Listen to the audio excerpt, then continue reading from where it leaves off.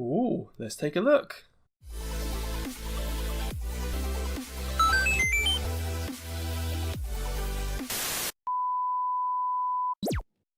Ooh, welcome back guys, it's the Raw Geek here. Yes, I'm wearing a Christmas jumper. Because, you know, it's December now. So there you go. I got this today in the post. It's a Sony PlayStation Classic. It's their classic console type thing with, you know, original games from the PS1 or PSX, however you like to say it. And you may well be aware lots of companies are doing this recently, bringing out retro consoles. It's mostly so they can say that these games aren't abandoned, it's still our intellectual property, we still own the rights, please don't steal the games, things like that. But unfortunately they just make it really locked down with only like a few games on there, and it's just a bit annoying. I wish they would just do like a subscription service or something, and you just pay a certain amount of money, you can have any game from, you know, a particular console or something like that, you can play whenever you want, easily. And until they do that, people are going to get ROMs and things, aren't they? That's just going to happen. So for example with this, there's only 20 games on it. I mean, 20 games is good, but you know, you want to be able to like look at the whole collection. I mean, a PlayStation 1, it's not too hard to get hold of and get the games for, that's fair enough. Some of the older consoles, especially things like Ataris and things like that, I think it's ridiculous that there isn't just a way to get them legally, paying a bit of money, you know, and play them on your TV whenever you want. So that's why people do things like, you know, get retro consoles, Retro Pi, and, you know, on a Raspberry Pi board and all those types of things. And by the way, I am doing that myself at the moment. Obviously, I'm only going to play games that I've got the original copy to. So if you want to check out the 4-part series of it, 2 are already up. There'll be more by the time you watch this, I expect, of how to set up, basically. Or I sort of get a SNES console, make it black, put a Raspberry Pi in there, get Retro Pi running, start playing retro games. It's really, really cool.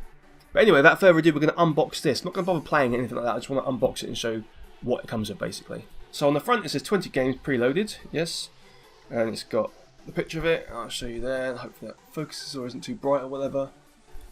And on this side it says that what it comes with. It comes with 2 controllers, which is pretty good because the NES Classic only came with 1, and it was really annoying because you had to buy another one. And when I pre-ordered mine from Game, I got the console and an extra controller, and it all arrived. And in the extra controller box there was absolutely nothing, and they couldn't help me. So it wasn't there. Great. And because it all sold out, you couldn't get another one. Really annoying. Anyway, I've sold that now because, like I say, I'm using my own one I made myself. And it says, enjoy 20 of the best games from the PlayStation console preloaded and ready to play. And the games it's got are Battle Arena Toshinden, Cool Borders 2, I used to love Cool Borders, Destruction Derby, Final Fantasy 7, which is obviously a big game to put on there, Grand Theft Auto, the original one, that's brilliant, Intelligent Cube, Jumping Flash, Metal Gear Solid. And when I saw that it was on this, I was like, oh my god, I think I want to get that. So that's basically the only reason I got this. Mr. Driller, sounds a bit weird. Oddworld Abe's Odyssey, that is a brilliant game, guys, you should play that. Rayman, Resident Evil Director's Cut, another brilliant game. Revolution's Persona, R4 Ridge Racer Type 4, Super Puzzle Fighter 2 Turbo. Siphon Filter, it's a good game. Tekken 3, Tom Clancy's Rainbow Six, which is, you know, it's awful on console, so then why don't play that. Twisted Metal and Wild Arms. So it's got some good games on there, it's got some filler. It's a shame it's only got 20, but you know, I'm sure someone will work out how to hack it eventually. So that opens like that, which is really annoying. Bit restrictive. Does it come out easily? What I would say is this is actually quite heavier. It's a lot heavier than I thought it would be, which is probably a good thing. You know, it might be good quality. So let's open this up. This is when you find out there's just a brick inside.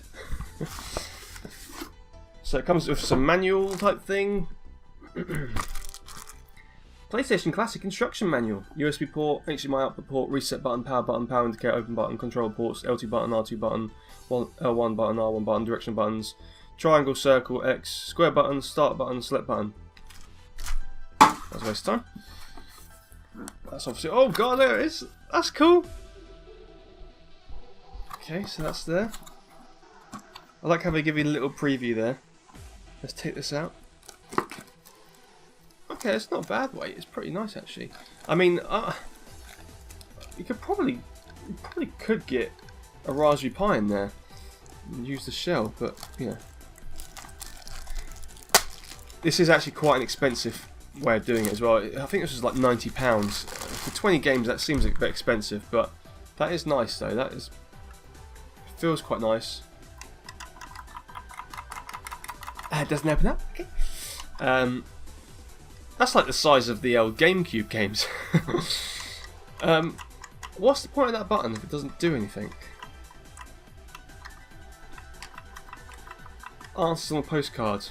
I wonder if maybe it opens up like a menu on when you press it on the TV or something like that. Maybe it does something when it's connected. Obviously I wasn't expecting that to actually open, but I wonder what it was. So on the back it's got HDMI out and a micro USB for the power, and on the front it's got 2 USB ports for the controllers. Has also got this little flap here, but I can't seem to open it and I don't want to break it. I don't think it does anything, but maybe I'll check that again in a minute. And here we got one of these and 2 of these, which is pretty good. So it comes with, now that's not good. So it comes with a micro USB to USB cable, and obviously that plugs into the back of the console. But I'm not convinced that using USB to like an iPhone charging thing will be enough power. Maybe it will be, because it doesn't come with a plug, is what I'm trying to say. There's no plug, there's no proper plug in here. It's just coming with this USB, which is notoriously not that good power wise. For example, if you try and run a Raspberry Pi, run a RetroPie with just using it like that, sometimes you get a power issue and it doesn't work. So I'm not sure why it didn't come with a proper plugged version as well, but maybe that's enough power. You know, maybe it's just enough.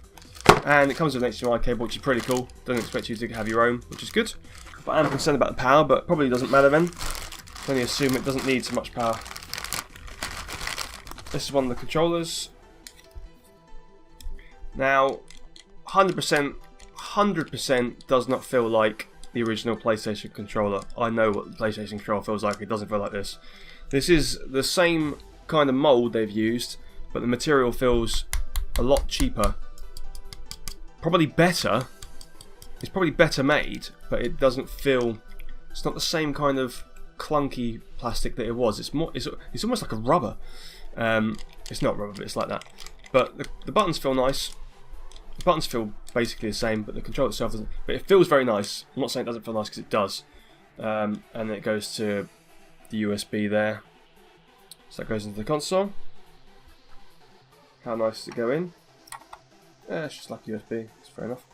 So that's how it looks when it's got a controller. So yeah, it's pretty cool. I'd say the build quality is, you know, better than what I could do, but not as good as Sony could do. If that makes sense.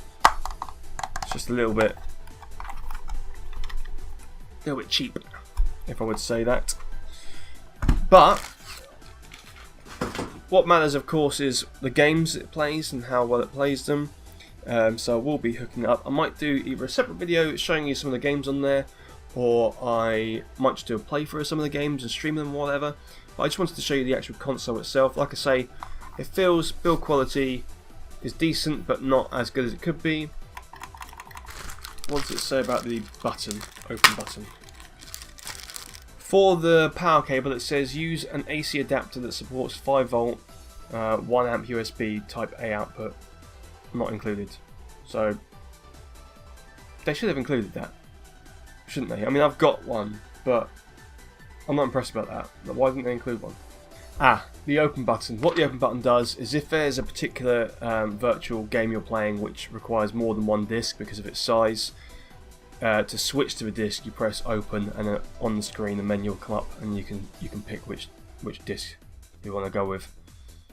So that says to me it's got limitations of probably 500 meg, potentially something like that, for it to not be able to just have one image for a whole game. So for example, I'm expecting Final Fantasy 7 isn't one image. They've had to chop it down, which is a bit odd. I don't know why they've had to do that.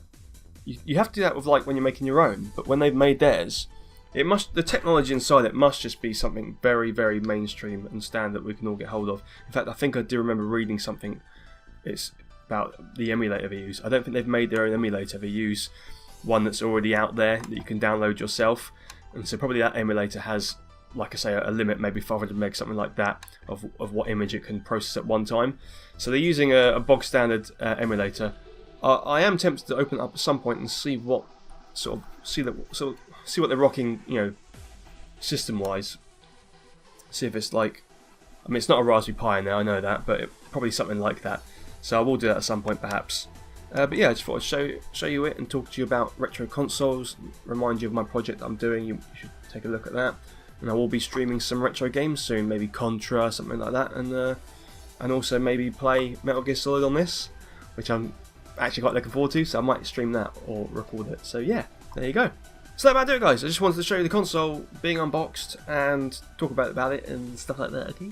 So guys, if you like that, please click like, make sure you're subscribed for more videos like this, and I'll see you on the next video. And until then, remember, if you're shipping something which needs USB power to plug it in, but you haven't got the plug, it's kind of annoying, so maybe include the plug, so then people aren't annoyed. Okay, bye! Guys, if you're still here, you're awesome! But as you are still here, why not check out some of my other videos? Oh, and if you haven't already, please click subscribe. Laters, haters!